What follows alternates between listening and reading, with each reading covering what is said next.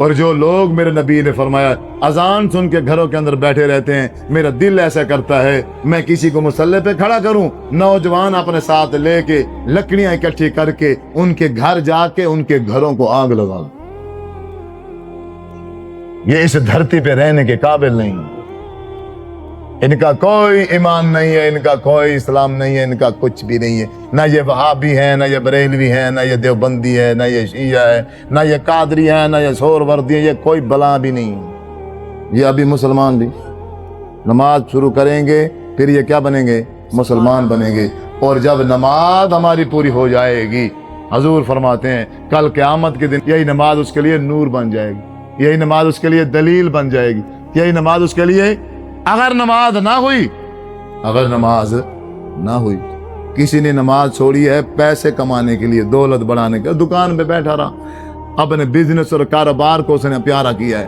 تو اللہ تبارک و تعالیٰ کے نبی نے کیٹیگری بتائی ہے کہ جس نے جس طرح کی وجہ سے نماز چھوڑی ہے، کل قیامت کے دن وہ فرعون کے ساتھ ہوگا، کل قیامت کے دن وہ قارون کے ساتھ ہوگا، کل قیامت کے دن وہ حامان کے ساتھ ہوگا، وہ کل قیامت کے دن اب ہماری مرضی ہے، ہم مسلمانوں کی مرضی ہے کہ مرنے کے بعد ہم حضور کی صف میں کھڑے ہوں، صحابہ کے ساتھ کھڑے ہوں، اولیاء اللہ کے ساتھ کھڑے ہوں، یا فرعون کے ساتھ کھڑے ہونا ہے تو پھر سوئے رہیں، قارون اور حامان کے ساتھ کھڑے ہونا ہے تو پھر بزنس اور دکانیں چلاتے رہیں، پھر کوئی فائدہ نہیں ہے۔ کوئی بندہ اپنے دل کے اندر یہ مطمئن نہ ہو، اپنے آپ کو یہ خوش نہ سمجھے کہ میں نمازی ہوں، میں 5 وقت کی نماز پڑھتا ہوں۔ جو میرا بھائی، میری ماں اور بہن دن کے اندر 5 نمازیں نہیں پڑھتی، کوئی ایک نماز بھی چھوڑ دیتے ہیں سستی، غفلت یا کسی مجبوری کی وجہ سے، ایک نماز، اور اس طرح چھوڑتے ہیں کہ اس کو پھر کبھی پڑھتے ہی نہیں ہیں، بالکل چھوڑ دیتے ہیں، تو سمجھو وہ بندہ مسلمان نہیں ہے۔ توبہ کرے گا، معافی مانگے گا، پھر 5 وقت کی نماز شروع کرے گا، پھر دوبارہ مسلمان ہوگا۔ ہاں،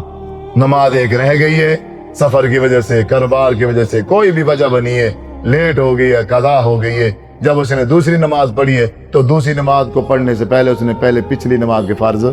ادا کر لی ہے، تو سمجھو اس نے نماز پڑھ لی ہے، اس کی نماز ضائع نہیں ہے۔ کسی وجہ سے بھی نماز رہ جائے تو نماز چھوڑنی نہیں۔ عزیز بزرگوں، نوجوان ساتھیوں، میرے بھائیوں، میرے بزرگوں، کم از کم ہمیں نماز تو پڑھنی چاہیے، کم از کم ہمیں نماز تو دیکھیں۔ اگر ہم نے نماز نہ پڑھی، کل قیامت کے دن آپ صلی اللہ علیہ وسلم نے ارشاد فرمایا ہے سب سے پہلا سوال جو ہوگا وہ کس چیز کا ہوگا؟ عبادات میں سے نماز کا سوال ہوگا۔ فرمایا فَإِن صَلُحَتْ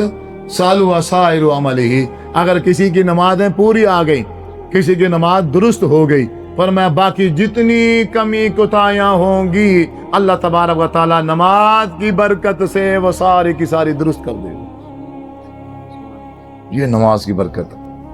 اللہ کے نبی نے کہا نماز پوری ہے، نماز حضور کے طریقے کے مطابق ہے اور پوری ہے، باقی جتنی کمی کوتاہیاں ہیں نماز کی برکت سے کیا کر دی جائیں گی؟ پوری کر دی۔ وَإِن فَاسَدَتْ فَاسَدَ سَائِرُ عَمَلِهِ، اگر کسی کی نماز پوری نہ نکلی